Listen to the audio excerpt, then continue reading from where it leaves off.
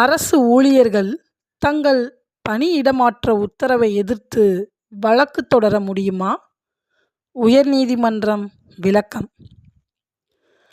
அனைவருக்கும் வணக்கம். அரசு துறையில் பணியாற்றுபவர்களுக்கு அரசு பல்வகை சலுகைகளை வழங்கினாலும் அவர்களின் எதிர்பாராத பணியிட மாற்றம் என்பது அவர்களுக்கு விரும்பத்தகாத ஒரு செயல்பாடாகவே உள்ளது.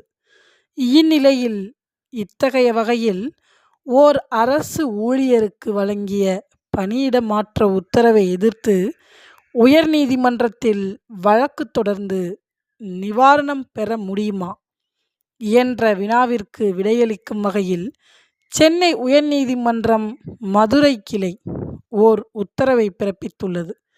அது பற்றி இப்பதிவில் காண உள்ளோம்.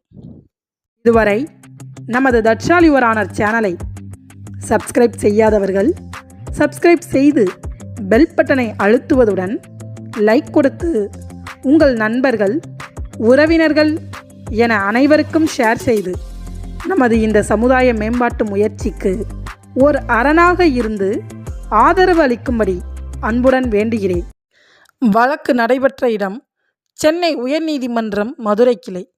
வழக்கு தொடர்ந்தவர்கள் தோட்டக்கலைத்துறை அலுவலர் சங்கத்தினர். வழக்கின் சாரம்: தோட்டக்கலைத்துறையில் பணியாற்றிய பல நபர்கள் வேளாண் துறை பணிக்கு இடமாறுதல் செய்யப்பட்டுள்ளதாகவும் இத்தகைய வகையில் வழங்கப்பட்ட அரசாணையை ரத்து செய்வதுடன் தங்களது பணியிட மாற்ற நடவடிக்கையையும் தடுக்க வேண்டும் என மனு செய்யப்பட்டிருந்தது.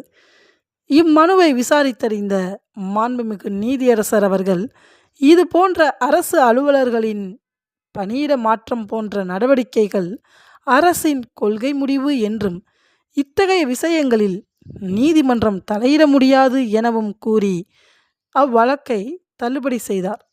மேலும் அரசு அலுவலர்கள் தாங்கள் விரும்பும் இடத்தில்தான் பணியாற்ற முடியும் என்பதை தங்களது உரிமையாக கோர முடியாது எனவும் எடுத்துரைக்கப்பட்டது.